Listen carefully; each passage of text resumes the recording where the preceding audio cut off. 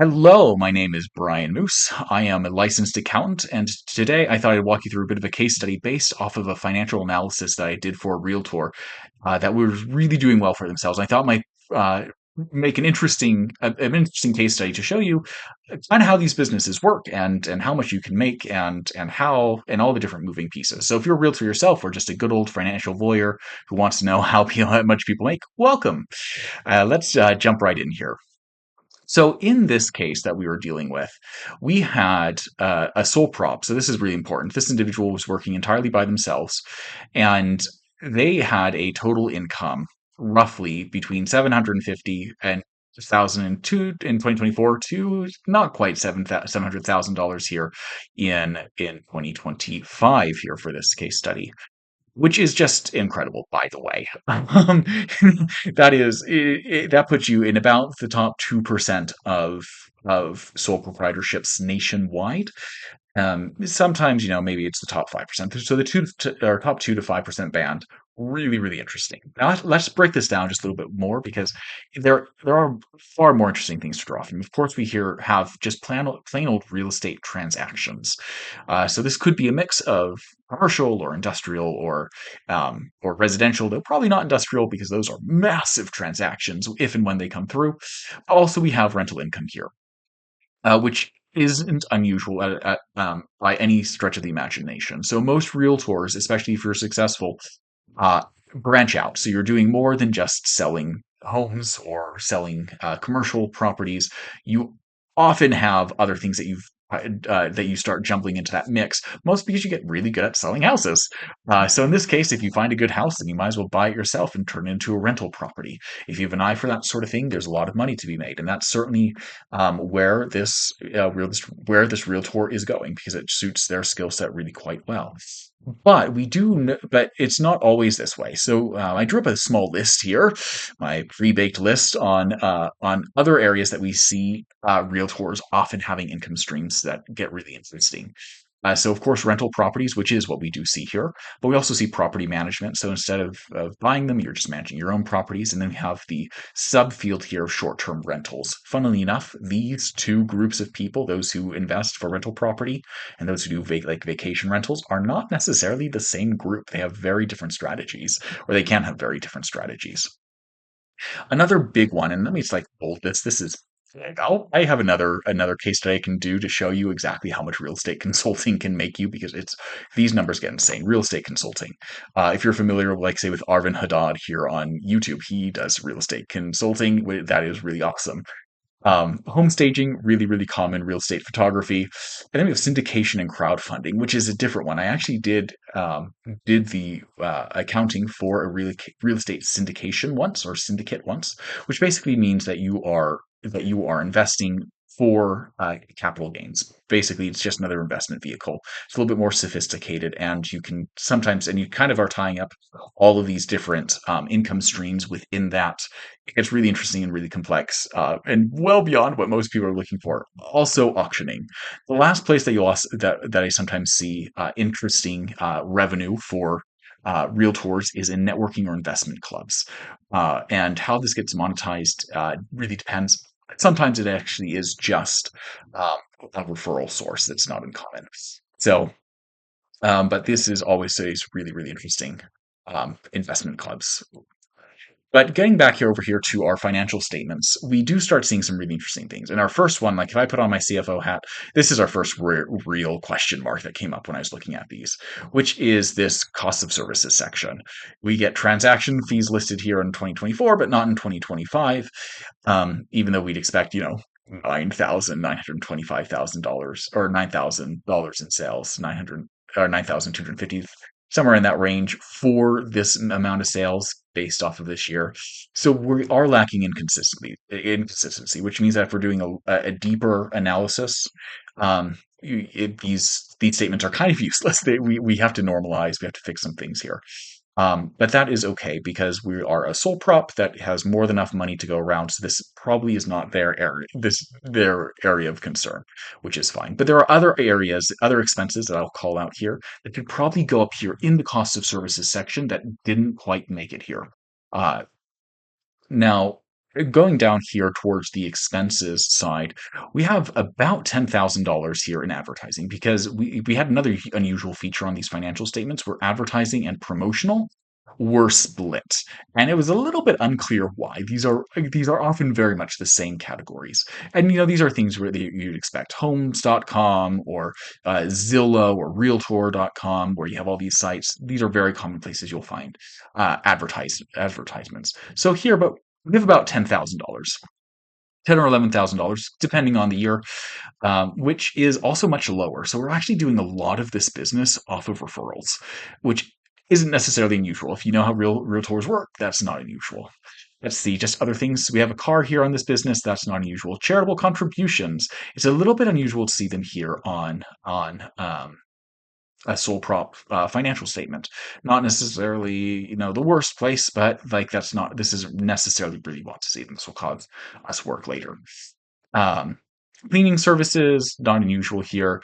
Let's see, what is our next unusual one? Oh, yes, this was another unusual one that we saw in here, which was employee gifts for a business that has no employees. Like gifts are fine, but they're not going to employees. You have no payroll.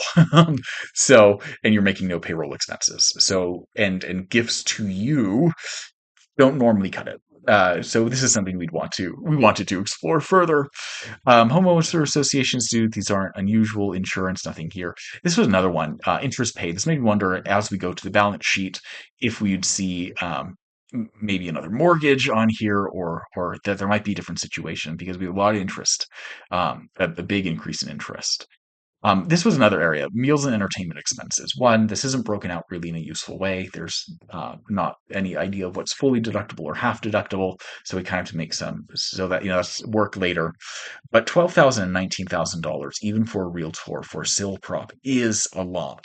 Unless you're buying for like teams of home investors, and you have to feed 5 people at a time, and you're doing that every week. That's a lot of money to see towards meals and entertainment. Same thing here as same thing, almost the same amounts here. In office supplies, a little bit less unusual, to be honest, a little bit less unusual, but still a fair bit. Then client gifts, which apparently we stopped giving client gifts substantially in 2025. Don't know what that was about. And then just a whole bunch of just incidentals, if you will, repairs and maintenance, not unusual for homes or whatever. Um, all this is pretty standard stuff. And then we get, of course, here to outdoor services, which was kind of miscellaneous. This was not necessarily put where it should go, but at this point it wasn't reclassified. So, $125,000 here in outdoor services, which of course bring our total expenses to about 225 and about 315 for each given year. Net operating income. This is where things start getting a little bit insane.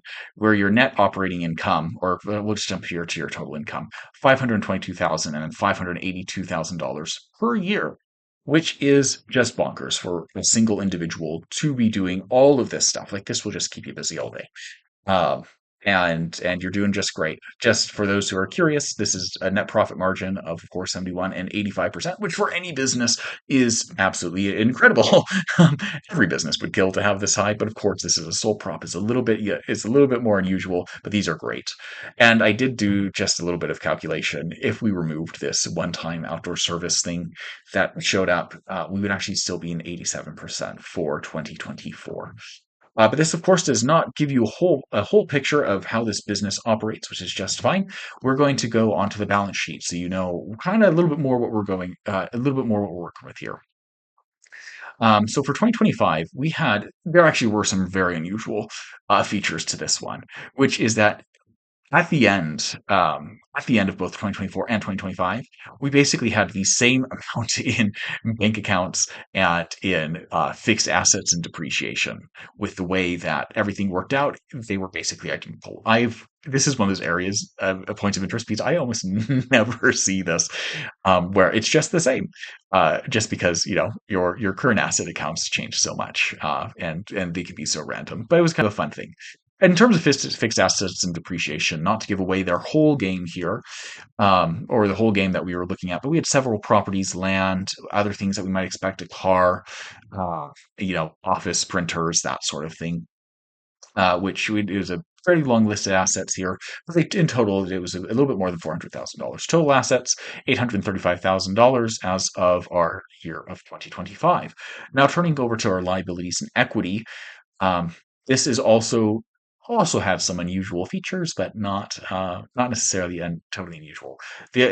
Which is just that our credit cards apparently financial discipline is the name of this game, because to have the same amount of credit cards in credit cards from one year to the next is also one of those funny things that just kind of happened, or that kind of happen every once in a while, not often.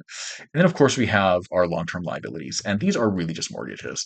Um, for land and property that we might still be paying off, which means that in terms of being able to service this debt, there is absolutely nothing that is concerning about this level of debt. Absolutely none. If you have a net income of $550,000, there is nothing here that is overly concerning. In fact, we would say this is a very strong and robust business. Uh, that in terms of straight financial performance has nothing of pressing concern. Um, so total liabilities at the end of 2025, about $265,000, give or take. And then we get here to the owner's equity section, which of course we just have owner's equity of $500,000. This was a bit unclear when I first got these statements. And this is something I normally dig into further. And then of course, we have owner's pay. So between 2024 and 2025, they took about $500,000 for themselves, which, given our total income, is not actually unexpected at all. Is a totally normal, totally reasonable thing totally reasonable thing that we would come to expect from them. There we go. Um, come to expect. Now, for the retained earnings line, this is also a little bit more interesting here, because retained earnings, as most of you know, kind of operate here on a little bit of a year delay. So this is retained earnings that normally carry over, for 2023 is where this balance starts, and then this normally gets added into your total retained earnings. So the difference between these two numbers is normally this number here. Now, this means that while we have actually had really some prodigious years in the past, or these 2 years have been quite prodigious, that we were actually had some operating losses here in the past. So this actually turned around quite a bit. It's 2023, and beforehand was apparently not necessarily great. Given the history of those years, that's not necessarily unexpected either. But of course, total equity and total liabilities um, are balanced out like they should. So woohoo, their software is doing its job. Now, the thing though, that the biggest opportunity here and the biggest savings opportunity here that hasn't been brought up is that we are currently sole prop, and this is fine. Sole props are fine if you're making like less than $60,000 a year. And we are making $500,000 a year. Now, real estate is a bit of an unusual field, and so and where every state is different, and whether or not an individual has to hold a real estate license, or whether or not a business can hold the license, is there are two different questions.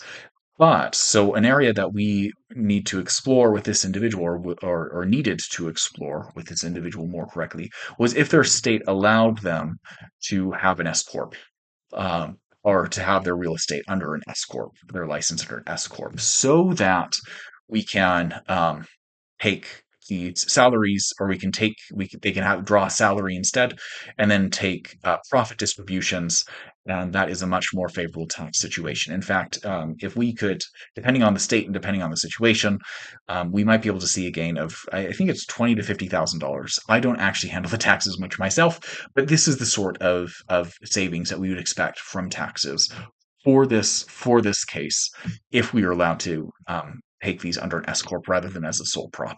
Again, every state's different and they're always changing. But if you are by chance like in a real estate association and you want to figure out how to save yourself some money, put together like a super PAC or something and start lobbying your state government to allow realtors or real estate license to be held under S corps, and you might be able to start saving yourselves a whole heck of a bunch of money. Anyway, hope you found this interesting as I did. I thought this was a really fun business to take a look at. And of course, this isn't financial advice for you. But if you do want financial advice for your business, then go ahead and fill out a Google form below, and I'd be happy to chat with you about it.